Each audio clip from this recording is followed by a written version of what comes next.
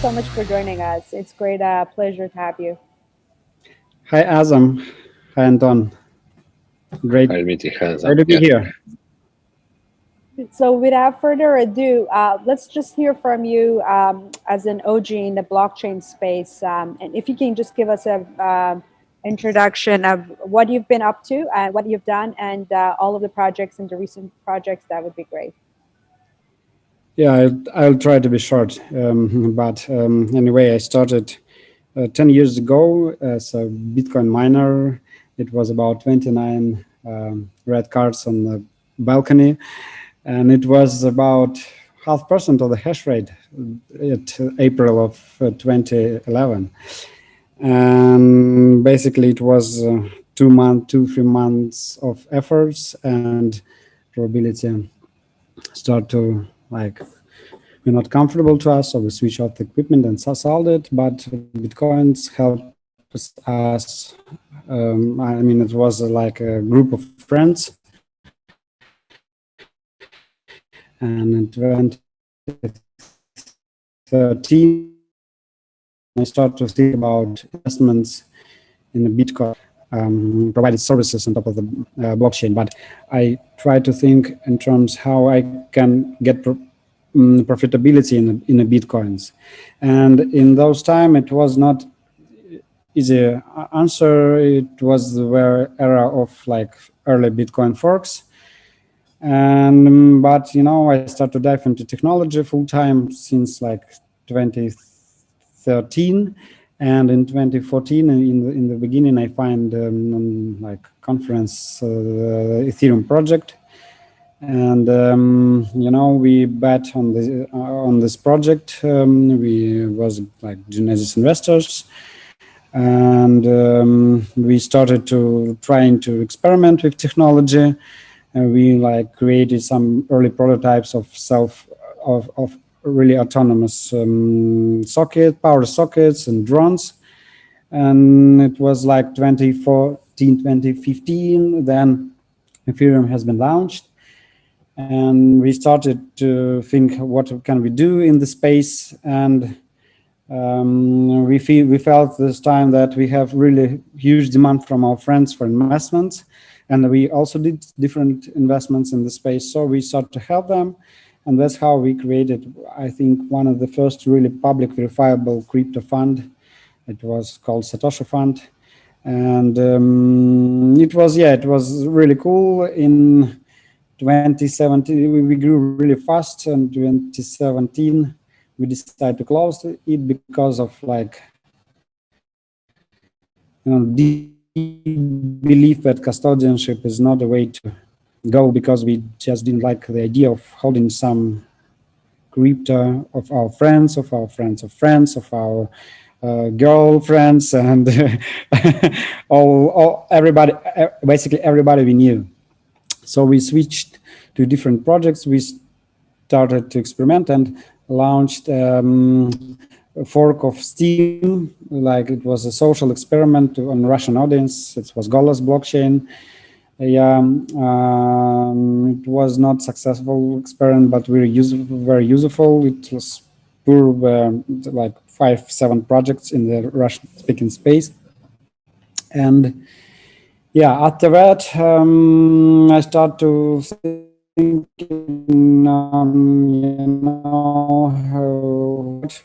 research on like what I can do for the. I saw really the opportunity for the new generation of that technology. Yeah, it wasn't already like a blockchain buzz. Yeah, but it was clear for me that it's a just new generation of web technology. And I start to think, okay, what now in order to boost this web further? And I started to work on the decentralized search engine. Since then, right now, after 4 years of research and development, we have like working a test network, and we are going to production this summer. So basically, that's my path in an industry. Yeah. I also want to read a couple of words about Dmitry. Yeah, I'm a big fan of his hackathons where he participating and meetups where he explaining some different stuff, tough stuff about blockchain. And I'm also very impressed about his idea to create a search engine, unbiased search engine. It will be competitor for Google, and it will be fully decentralized. And you know why, for example, I love blockchain because it's maybe a bit. I couldn't explain straightforward, but I can try to explain. So when like some nations they fight with each other, the winning side they change the history, and in the books you read the story from the winners. I have two citizenships, and history, different nations wrote different history in the history books which you are like reading in a school. So and what blockchain can do, blockchain can make for you one truth, and yeah, in case your data or your search engine on blockchain, and you use a blockchain to store some like historical data, you can assume it could be maybe more reliable. Like, it could be truth. Of course, it's all about validators, how validators, on what topic validators agree and said it's a truth. But anyway, it's a bit, it's one more step forward, like real truth. Mm-hmm. I don't know, Dmitry, maybe you could correct me if I'm wrong. Yeah, that's actually where we are heading. And I don't completely agree that like we are trying to design a system which kind of independent from validators in terms of ranking the information. So the validator all what they do, they just take in inputs in terms of links, yeah, and just compute the ranks. So they cannot basically affect the results of this computation. So yeah, in an architecture we created, there is, you are absolutely right. There is kind of no room for the two truths because it depends on how people interact. The construct we created is like it's like quite a thinking machine. You just stream links into this like computer, yeah, and based on these links, it can compute answers. So the more you ask, it works basically like Google. The difference is that in a Google case, you can like only Google can submit links. In our case, anybody can. And the anonymity aspect of that too. It's thank you for this question. It's a painful actually question because like let's distinguish between anonymity and pseudonymity, because those are two different concepts. Like we right now we designed this perfectly pseudo-anonymous system, yeah, but it's not anonymous at all because computationally, I will explain. My dream is to create like truly private search engine, yeah. But after 4 years of research, and I can say that it's not viable at current state of technology development at the moment. I'll try to explain you why. What we did right now, we created the first blockchain GPU computer. Right now, like all you have like Ethereum, you have like Polkadot, you have like Cosmos, you have all of them. They can execute programs using smart contracts which are processed on CPU. But there is a whole class of algorithms which are like not so fast on CPU and maybe 6 order of magnitudes faster on parallel architectures like graphic processor units. So and you don't have right now like reputation systems on the blockchain because of that. You don't have like something connected with transportation system because you need to like find shortest paths, etc. So everything which is like parallel is just non-existent on a blockchain. And we created one of the first use case where GPU can compute like rank for information submitted and reputation for addresses who submit these links. And if you add an assumption or requirement to make this thing private, you will need like maybe 2-3 order of magnitude more computation power. I don't know how to create this kind of thing on the blockchain right now. We decided to start from the like pseudonymous construction. Then you have addresses, like yes, and I understand that it's not kind of like it have some. We have to be aware of the thing we creating because it could behave not as we expect, yeah, but right. We want to evolve it while we go. So just a general question. Obviously, I get that question a lot, and that actually conversation comes up very often among people, even like general public, that do we really need to store data on blockchain? And some people even say that blockchain is not even sustainable to that. And we saw, for example, Microsoft Azure blockchain, they're actually suspending the project.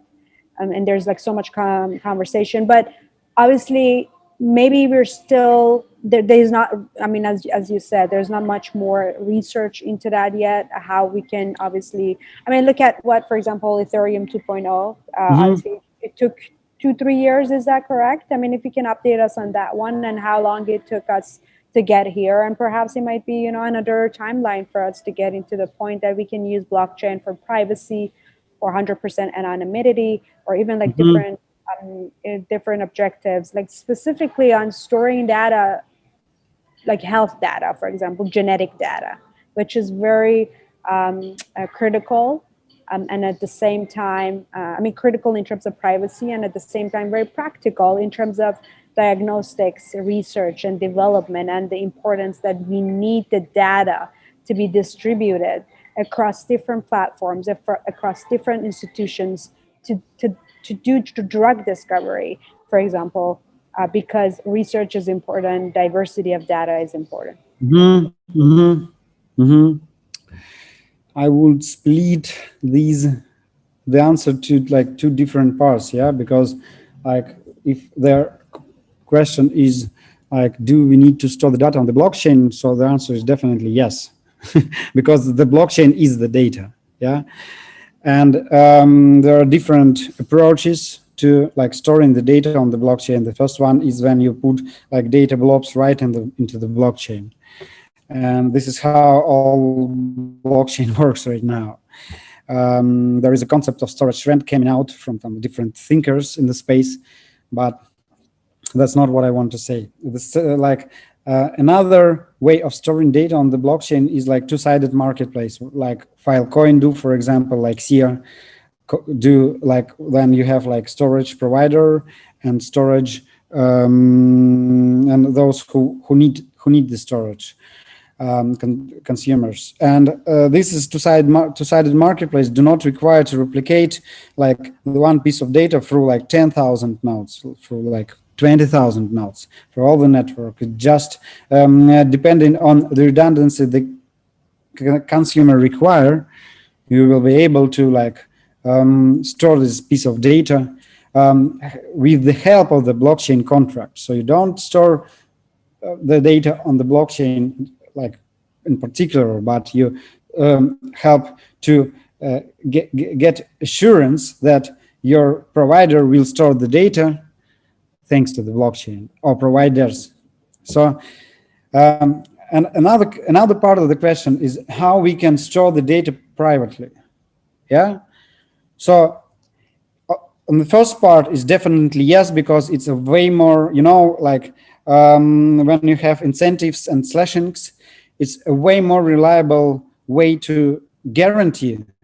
I mean, not like abstract guarantee, but from game theoretic point of view, like guarantee, yeah, for that this piece of data will be stored. And that is way more better than like existing cloud providers can guarantee, because actually we cannot guarantee it all. And the second part is how can we store data privately, and this is, I do believe, the holy grail of that kind of like really ubiquitous blockchain adoption. The real problem with privacy on the blockchain, I do believe, it's my personal opinion. Yes, it's a complex, yeah, from the algorithmic point of view, but we have like right now like zero knowledge proofs, and we have like fully homomorphic encryption schemes, which allow like to prove some argument of knowledge without actually knowing this like part of knowledge, and to compute, to make simple computations like multiplication and over encrypted pieces of data. And there are some projects in the space, like NuCypher, for example, and Dara have like working prototypes. It's not like in production, but they have kind of libraries and test networks which like demonstrate that, yeah, we will definitely will have this kind of like abilities in the future, which will allow us to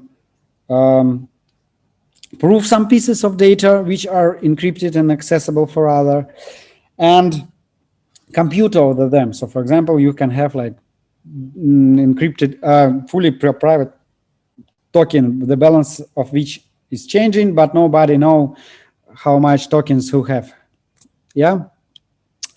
But the biggest problem, so it's not like technological one, it's the biggest problem is that privacy on the blockchain and all these proving schemes are so computationally expensive that it's kind of like, let me think that in the future, the privacy will be a technology of the richest.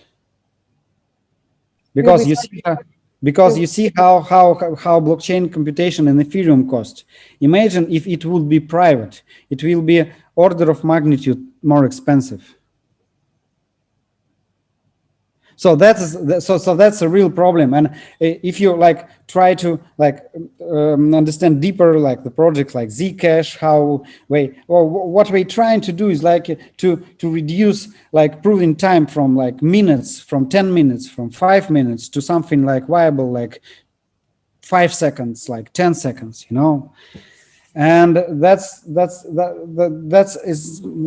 problem is kind of. But perhaps for the cost efficiency, now we have Lightning Network, for example, for Bitcoin transactions, right? I mean, would that be possible to like add layers of like similar network on top of, for example, these transactions to reduce the costs? First, I want to disappoint you. We don't have Lightning Network. I mean, technically we do, but it doesn't work the way it was intended. Practically, nobody use it. And there are so much of reasons why it doesn't work. And there are some unsolvable issues with the Lightning Network. And like 5 years already since like first implementations, and it's not even in like, it's nowhere. So I have seen people using Lightning Network to even like purchase. I see people. Yeah, I see people who stack their bitcoins in the channels. So yeah, it's not how the technology have to behave, I believe. But something similar, perhaps. I mean, that was my point. Yeah, I understand what you mean. These classes of technology, like second layer solutions, could obfuscate some transactions in some cases, but you know, they create a lot of problems by themselves. So for example, like if you imagine that we will have like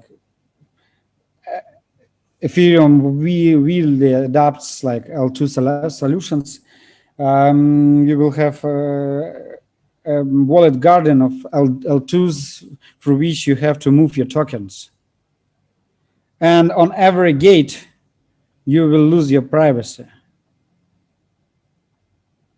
Do you understand? So kind of when you're in like closed system, which can allow you some kind of privacy, yeah,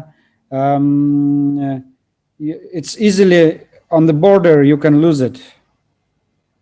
Do you understand what I mean? Yeah, exactly. Yeah, it's like doing transactions between the wallets. Obviously, you have your anonymity, and then but then when you want to cash out, you have to cash out from an exchange, and obviously you lose your privacy. Another problem is IP addresses, because like until like we will continue to use IP addresses as users, I mean, until the internet itself will rely so heavily on IP addresses, we won't have privacy. It's like not dependent on the stuff you store on the blockchain. It's a networking layer, how you relay the messages. And there are some workarounds, but they are not also like a guarantee. How about VPNs that we are using to hide the IP address? Do you install VPN yourself on your own server? Not completely, but I just know that at least. So you're trusting that. So you're trusting that some legal entity in some government will not sell you for like, come on. No. I mean something similar, something similar to VPN, but obviously in an advanced way to use for to solve the problem that you were mentioning. Not the centralized VPN that we're using. Obviously. Yeah, I understand the question. I'm always looking for solutions, like as investor. It's kind of like a linear world. It's like two-dimensional. It's not even three-dimensional world anymore, right? So we live in this like all limitations, and these are the only things that we can use. Perhaps I know it's not the best, but that's something that perhaps I can use, like to solve my problem for the moment. Yeah, I do. Yeah, I do use. Of course, I do use the VPN, and I like watch for some project in the space, like Sentinel, like my Ethereum, like try to solve like anonymity of communications on a networking layer. But all these networks I still not in production at scale. So yeah, it's like another problem, that VPN doesn't work in the most situation, because, for example, you can change for Germany and the site will not work with Germany. Exactly, I've seen that. Yes. And what? Exactly. I've seen that, and a lot of time. Yeah. So it's a problem. Why is that? The VPN is not working, or the government of that country is a strong government perfectly control the internet for IP addresses, and unless we will switch for something different, like no way to trying to fix unfixable is like complete madness.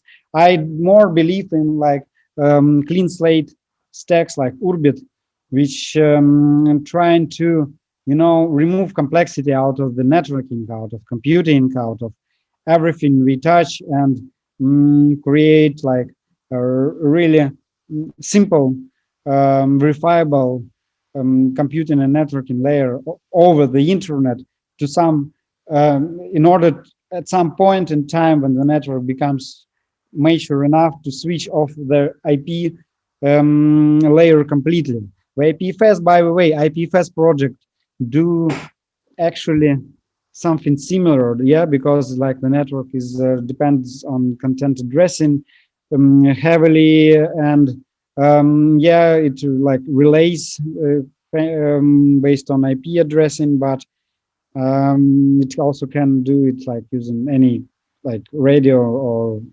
medium. So Yeah, the future like can be better, but not for sure. Not But for yeah, sure. The war is just starting, you know. you are a big fan. I know, maybe I'm wrong, but I think you're a big fan of IPFS. What do you think about like evolving of IPFS, and will be in future everybody will all like it will be like two different internets, like government controlled and IPFS, like decentralized, real pure decentralized internet. What do you think will be in future? First of all, I don't believe that governments, like existing governments, will have some power in the future. They already lose it in like completely insane pace. And you can like just find the proof on like coin market cap and compare M0 of like conventional currencies and M0 of cryptocurrencies. And that's happening. And it's a matter of like these decades when like we will, I think, the geopolitical space will change so drastically we cannot imagine yet. So that's the first one. The second one is that while diving into IPFS technology, I realized that I'm a big fan of content addressing. It's a particular piece of the technology, yeah, which allow you to like communicate over the content addresses. And IPFS has its own like problems, yeah, and it's like traceable, it's public, yeah, but I think it's a good start for like mesh networking in general. In this year, another thing like Swarm will be launched over Ethereum, and there are so much of efforts being done there, like several projects in the space, like MadeSafe also preparing their networks. So we will have, I think, we will have like 3-5 protocols, content addressable protocols like IPFS. Some of them will be like public, some of them will be private and encrypted, etc., which will, yeah, allow us to build a line of defense, basic line of defense for gaining like some kind of um, resistance from government control, because that is, I mean, when I say government control, I don't say exactly that governments, I mean it's a marriage between big corporations and governments. So they are I working need together censorship. in terms of censorship. Yes, I mean I need censorship. Yeah, so it should be Yes, it's not censorship only, resistance. it's not only about censorship, Anton. The problem lies really deeper. Not only censorship, you even don't know what they don't show. So it's not, and you do understand what I mean. So you get in these search results, and you believe like it is Yeah, the believe truth. the truth. What you, yeah, Yes, what yeah. So you don't know that other answer probably could exist. It's a censorship or not? I mean, censorship when Is like it a matrix? somebody, yeah, it's actually not a censorship anymore. it's yeah, it's like it's a augmented reality, right? Yeah. It's augmented reality. Like yeah, Yeah, exactly. Isn't it like Matrix? Yeah. It more looks like Matrix, or there were a movie. Metaverse. A Yeah, metaverse. movie with, like artificial space for one guy who was A I black don't hole. know. I think it's a black hole. We can say it's a black Yeah, hole. yeah. So yeah, and the problem is really hard because it's like on the networking layer, on the hardware. We don't control our hardware.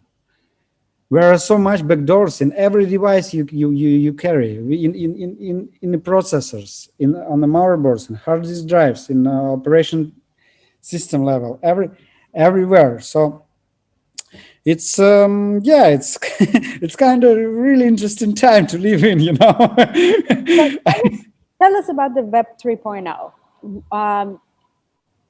I mean, what is actually happening so far, and what would be the outcome in the future that we can see perhaps to resolve some of these major issues in governance, like cybersecurity, censorship, big data, big tech, kind of like power play here, and then we get into the next stuff. You know, basically, let's start from the roots, yeah? Because that is so fucking insane and interesting topic for me. The roots starts from Gavin Wood, who was a co-creator of Ethereum and Polkadot. In 2014, wrote an essay on like how Web 3.0 could look like, yeah? And there were like several components he envisioned there. It was like digital signatures. It was like peer-to-peer communications. It was like consensus algorithms, so blockchain stateful computers. And the fourth one is like browsers who allow to sign and send messages peer-to-peer with the help of consensus computers. So that's an original vision from Gavin. So there was a content address in there. There was a digital signature. There was a consensus computers. And after 7 years of evolving this thing, we can see that not all components are still here, yeah, because we have like digital signatures and the blockchains flourishing with all the DeFi madness stuff, yeah, and we basically don't have the internet which start to switch to content addressing either. Do you understand what content addressing is? But if you can explain for the audience. Yeah, I would love to, because, you know, in the old internet, I mean, that's the point of Web3, or it's not a DeFi, which is like the biggest killing, or NFTs, which is like killing things, in where will be like much more like DAOs, and a lot of weird stuff came out of nowhere in the next like few years from the blockchain black hole. But the real magic of the Web 3.0 is the way how we can access the content. In the old web, we were in need to know their particular location on particular server to get the file. So when you ask the browser, like, give me some picture, yeah, and he asked to like DNS resolver, he point to the IP address point to a particular hardware piece, and your request go to this hardware piece, and you get the file. And there is so much of problem with this approach, but nobody, before BitTorrent, nobody did understand how to tackle this. And alternative approach is then you can like have a picture, yeah, you can compute the hash of this picture like digest, and you can address by this hash this piece of picture. And using like different types of, you can use like blockchain, you can use DHT, it doesn't matter. You can find a node in the peer-to-peer network which will have this piece of data, and you will ask this picture, and he will answer you, give this picture, and you will be able to verify. That's the most important part, that this is particular picture is what you expected to get.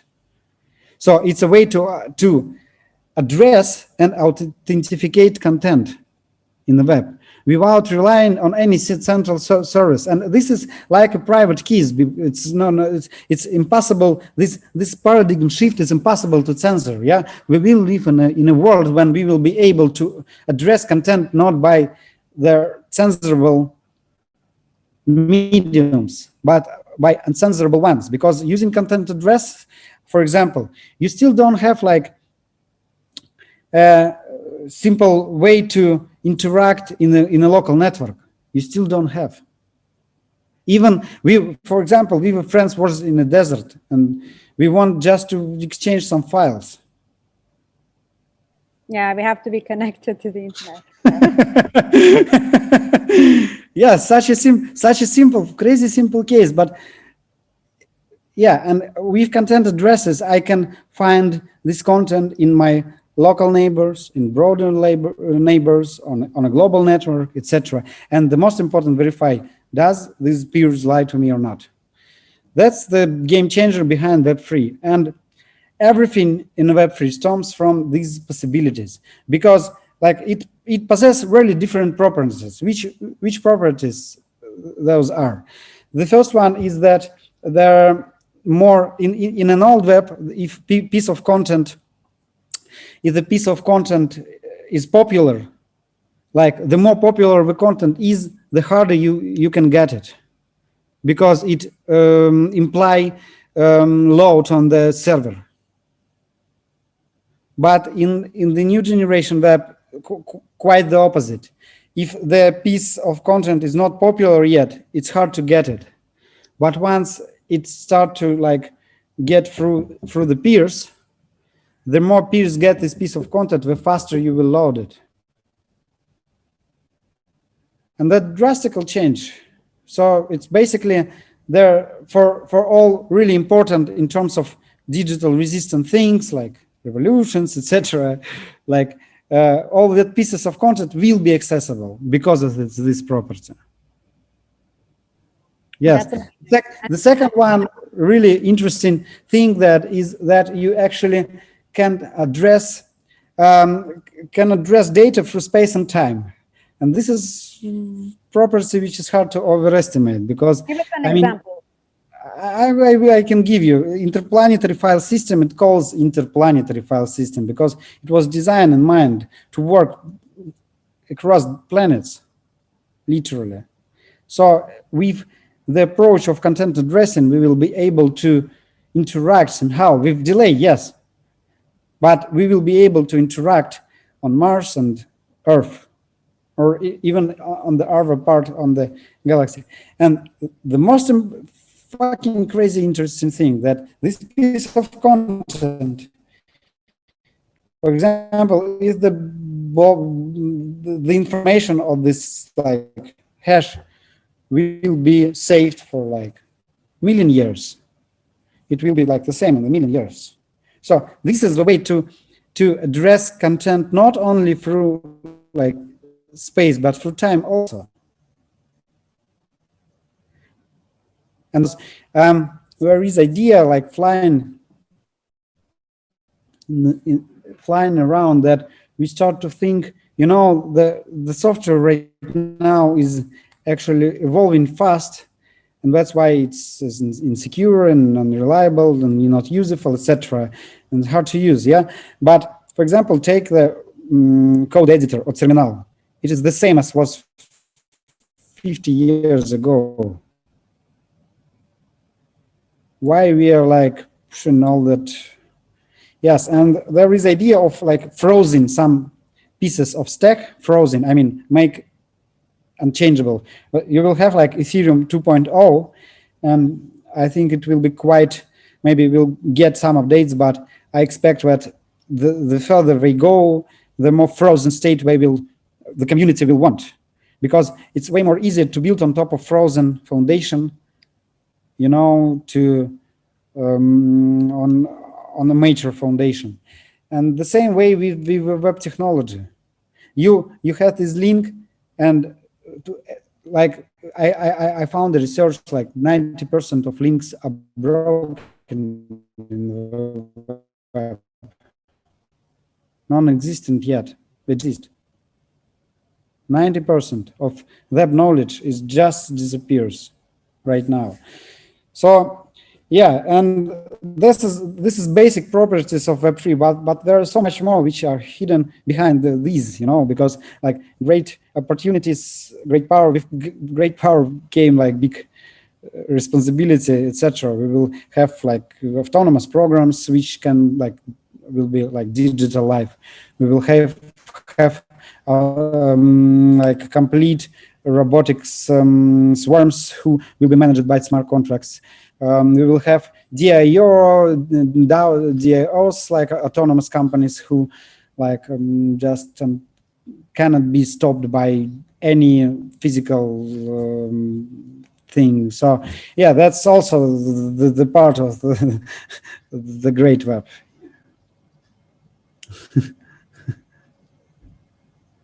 A bit crazy question. So let's say, Dmitry, it's a question to you. Do you believe in extraterrestrial life, like in aliens? that aliens exist and like any advanced civilization exists somewhere in our universe? You know, yeah, why not? The first like part of the answer, but I do more believe that we kind of living in a simulation. It like everything looks like this, that we live in consensus computer itself. And like original theory of Nick Bostrom like told that we live in just computer simulation. I'm going to move this idea further and trying to discover the idea that we live not just in computer simulation, but in metastable consensus computer. So I do more believe in that like all that we see, yeah, is like the world, the part of the world has been computed to us, because like extraterrestrial life, it's quite interesting, but unverifiable. I would love to know. I mean, with like first abilities, maybe I will even myself will try to do something to like create maybe interstellar spaceship. Yeah, it's of course it's interesting, but no, I do believe more in simulation argument. But in case even they exist, they also with us in simulation, same simulation. It's all simulation for them, right? The question. Okay, let's say a bit more advanced civilization exists. What kind of financial system should they have? Not financial system, but like a system which keep all the like data, like which you know. So in case we now rely on internet, IP, TCP/IP protocols, what do you think more advanced civilization should use? I think the systems like Orbit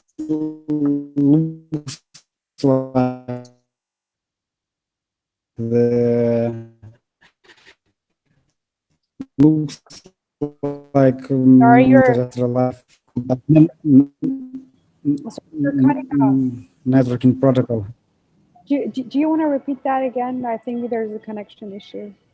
If you can answer. Yeah, for sure. It's okay. It's okay right now. Yeah, I think that the systems like Orbit looks more like the systems from aliens. Yeah, because it's not only about like networking stack. It's not about only like, if you will try to understand how existing computing appears. Yeah, you will find so much of craziness, layers of craziness over craziness. So like if you start to think about how computing have to be, if you would be able to build it from the ground, from zero, from nothing, you will have like the system like Orbit.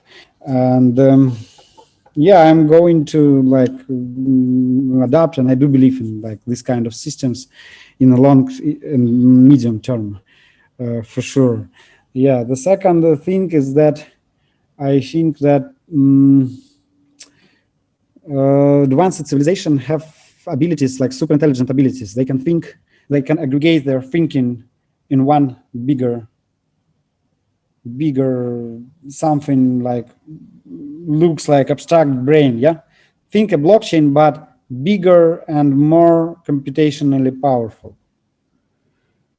So yeah, they can use it like sixth sense, like their collective intuition to make decision, to feel, to comprehend, to understand, etc. Because like they can get answers really fast and verifiable, not relying on like personal perception, but relying on their perception of the collective power. And I think that's a way we have to go in order to like solve the problems we do have now, like governments, like climate change, like artificial intelligence. You know what I mean. So yeah. So Okay. collective intelligence and collective intelligence and frozen compute, simple frozen computing stacks. It's like properties of the computing of advanced civilizations. Okay, like command line, right? Yeah. Okay, okay. We almost run out of time. I have a couple of questions. So, what do you think about merge of Ethereum 2.0? Mhm. Do you agree it's a good idea, or because they really changed a lot of the initial concept? In general, yes, I support this. In general, yes, I support this. I don't can say that for sure that proof of work is a bad thing. I have like some insights and researches which shows that proof of work like works not as we like think. It works like transmuter, just getting the power which was anyway dissolved. I mean lost. So it's kind of a way to store some energy which otherwise would be lost. And that's how like what the data show us. So another way like proof of work is like really good way for digital resistance, because you don't have like it's just the computer. You need not something outside the computer to gain some tokens. For example, you understand this, yeah? Because in proof of stake systems, like it's like you have to do something to buy it first to order to earn it further, and it requires like it's difference between extrinsic and intrinsic like resource. So, but I think for Ethereum in this particular case, it's a good idea to the like core of community is not right.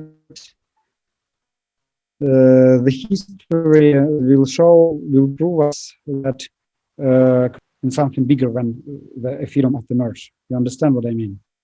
So it's kind of it's actually not risky way to verify, because like there are some community who think like A, there is some community who thinks B, and let's see. I predict that we will have something similar that like Bitcoin was forked several times after Bitcoin block size debate. In this case, because you know about 30 million cars out there want to eat, you know. Yeah. So what they will do, or what all these cars will do? Will they migrate to Ethereum Classic, or what? Some of them will, yeah, but I think there are actually not so much of good quality projects with GPU proof of work out there. I can name them.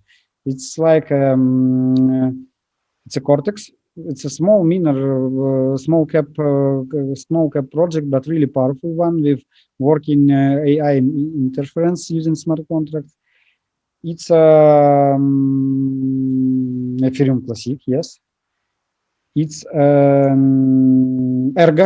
Erga is Sanya Chipurno blockchain.